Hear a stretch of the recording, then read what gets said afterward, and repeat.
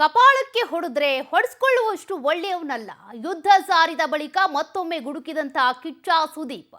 Piracy ವಿರುದ್ಧ ಮತ್ತೊಮ್ಮೆ ಖಡಕ್ ಎಚ್ಚರಿಕೆ ಕೊಟ್ಟ ಕಿಚ್ಚ. ಸಿನಿಮಾ ಪೈರಸಿ ಕುರಿತು ನಟ ಕಿಚ್ಚ ಸುದೀಪ್ ಪ್ರತಿಕ್ರಿಯೆ ಕೊಟ್ಟಿದ್ದಾರೆ. ಈಗಾಗಲೇ ಯುದ್ಧಕ್ಕೆ ಸಿದ್ಧ ಆಗಿದ್ದೇವೆ, ಪಡೆ ಇದೆ, ನಾವು ರೆಡಿ, ಮಾತಿಗೆ ಬದ್ಧ ಅಂತ ಹೇಳಿದ್ರು. ಮತ್ತೊಮ್ಮೆ ಪೈರಸಿ ಬಗ್ಗೆ ಮಾತನಾಡಿದ್ದಾರೆ ಕಿಚ್ಚ ಸುದೀಪ್. ಪೈರಸಿ ವಿರುದ್ಧ ಖಡಕ್ ಆಗಿ ಎಚ್ಚರಿಕೆ ಕೊಟ್ಟಿದ್ದಾರೆ. ಸಿನಿಮಾ ಪೈರಸಿ ಕುರಿತು ನಟ ಕಿಚ್ಚ ಸುದೀಪ್ ಅವರ ರಿಯಾಕ್ಷನ್ ಇದು. ಶ್ರಮ ಹಾಕಿರುವ ಸಿನಿಮಾ ಪೈರಸಿ ಆದ್ರೆ ಬೇಜಾರಾಗಲ್ವಾ? ಯಾರಾದ್ರೂ ಸಿಕ್ಕಾಕೊಂಡ್ರೆ ಸುಮ್ಮನೆ ಬಿಡಲ್ಲ ಅಂತ ಸುದೀಪ್ ಖಡಕ್ ಆಗಿ ವಾರ್ನ್ ಮಾಡಿದ್ದಾರೆ. ನೆಗೆಟಿವ್ ಕಮೆಂಟ್ಸ್ ಹಾಕೋರ ವಿರುದ್ಧವೂ ಕೂಡ ವಾಗ್ದಾಳಿ ನಡೆಸಿದ್ರು.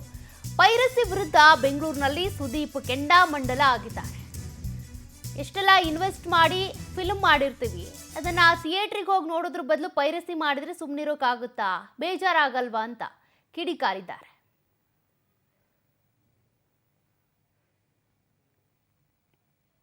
ಕಿಚ್ಚ ಸುದೀಪ್ ಅವರು ಮತ್ತೆ ವಾರ್ನ್ ಮಾಡಿರೋದು, ನನ್ನ ಸಿನಿಮಾನ ಕಾಪಾಡ್ಕೊಡ್ಲಿಲ್ಲ ಅಂದ್ರೆ ಇನ್ಯಾರು ಕಾಪಾಡ್ಕೋತಾರೆ ಹೇಳಿ? ಅವರಿಗೆ ನಾನು ಬರೀ ಪರದೆ ಮೇಲೆ ಮಾತ್ರ ಅಲ್ಲ ಸರ್, ಎಲ್ಲ ಕಡೆನೂ ಒಬ್ಬ ಹೀರೋ ಆಗಿರ್ಬೇಕಾಗತ್ತೆ, ಅಣ್ಣನಾಗಿರ್ಬೇಕಾಗತ್ತೆ. ಅಣ್ಣ ಅಂತ ಬರ್ತಿದ್ದಾಗೆ ನಾನು ನನ್ನ ಸಿನಿಮಾನು ಕಾಪಾಡ್ಕೋಬೇಕಾಗತ್ತೆ. ಹಾಗಂತ ಯಾವ್ದು ಗಲಾಟೆ ಮಾಡಿಕೊಂಡು ಬಾಡ್ದಿದ್ದೆಲ್ಲ ಮಾಡ್ಕೊಂಡು ಹೋಗೋ ವ್ಯಕ್ತಿ ನಾನಲ್ಲ. ಬಟ್ ನೀವೇ ಹೇಳಿದ್ರಿ, ಇವತ್ತು ನಿಮ್ಮ ಬಾಯರೇ ಬಂತು, ಭಾಳ ಚೆನ್ನಾಗಿ ಖುಷಿ ಆಯ್ತು ನನಗೆ ಕೇಳಕ್ಕೆ. 24 hours ಆಗಿಲ್ಲ ಅಂದ್ರೆ you notice that sir, correct? ಅಷ್ಟೇ ಸರ್ ನನ್ನ ಮಾತಿದ್ದು. ಈಗ ನೀವು ಸೆಕೆಂಡ್ ಪಾರ್ಟಿಗೆ ಬನ್ನಿ. ಸುದೀಪ್ ಸರ್, ಈ ಯುದ್ಧದಲ್ಲಿ ಗೆಲ್ಲೋದು ಯಾರು ಅಂತ ಸರ್? ಇಂಡಸ್ಟ್ರಿ ಪದೇ ಪದೇ ಸೋಲ್ತಾ ಇದೆ ಆ ಪೈರಸಿಯ ವಿರುದ್ಧದ ಯುದ್ಧದಲ್ಲಿ. ಬೆಕ್ಕಿಗೆ ಗಂಟೆ ಕಟ್ಟೋರು ಯಾರು ಅನ್ನುವಂತ ಮಾತಿತ್ತು.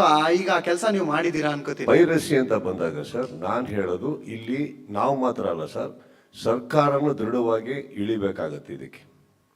ಯಾಕಂದ್ರೆ ಪವರ್ ಇರೋದಲ್ಲಿ ನಾವೆಲ್ಲ ಎಷ್ಟು ಹೋರಾಡ್ಬೋದು ಅಷ್ಟು ಆಗಕ್ಕಾಗತ್ತೆ. ಬಟ್ ಒಂದು ಸ್ಟ್ರಾಂಗ್ ಲಾ, ಒಂದು ಭಯ ಹುಟ್ಟಲಿಲ್ಲ ಅಂದ್ರೆ ಯಾವ ದೇಶನೂ ಉಳಿಸ್ಕೊಳಕ್ಕಾಗಲ್ಲ. ಪೈರಸಿ ಅನ್ನೋದು ತುಂಬಾ ಜನಕ್ಕೆ ಸಾಯಿಸ್ತಾ ಇದೆ. ಆ್ಯಂಡ್ ಇನ್ನೊಂದು ಏನಾಗುತ್ತೆ, ಇದು ಒಳಗಡೆ ಬಿಟ್ಟಿದ್ದು ಎಲ್ಲಿಂದ, ಯಾವಾಗ ಆಯಿತು, ಎಲ್ಲಿಂದ ಪ್ರಾರಂಭ ಆಯಿತು, ಅದು ನಿಮ್ಮ ಆಲೋಚನೆ, ನೀವು ಹೋಗಿ ಹುಡುಕಿ ಸಿಗುತ್ತೆ. ಈಗ ಬಂದಾಗಿದೆ ಒಳಗಡೆ.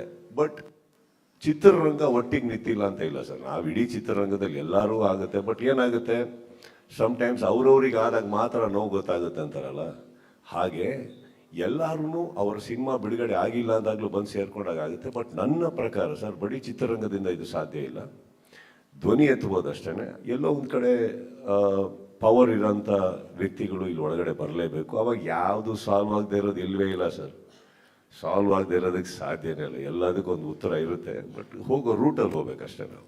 ನಾನು ನನ್ನ ಫ್ಯಾನ್ಸ್ನ, ನನ್ನ ಸಿನಿಮಾನ ಕಾಪಾಡ್ಕೊಡ್ಲಿಲ್ಲ ಅಂದ್ರೆ ಇನ್ಯಾರು ಕಾಪಾಡ್ಕೋತಾರೆ ಹೇಳಿ? ಅವರಿಗೆ ನಾನು ಬರೀ ಪರದೆ ಮೇಲೆ ಮಾತ್ರ ಅಲ್ಲ ಸರ್, ಎಲ್ಲ ಕಡೆನೂ ಒಬ್ಬ ಹೀರೋ ಆಗಿರ್ಬೇಕಾಗತ್ತೆ, ಅಣ್ಣನಾಗಿರ್ಬೇಕಾಗತ್ತೆ. ಅಣ್ಣ ಅಂತ ಬರ್ತಿದ್ದಾಗೆ ನಾನು ನನ್ನ ಸಿನಿಮಾ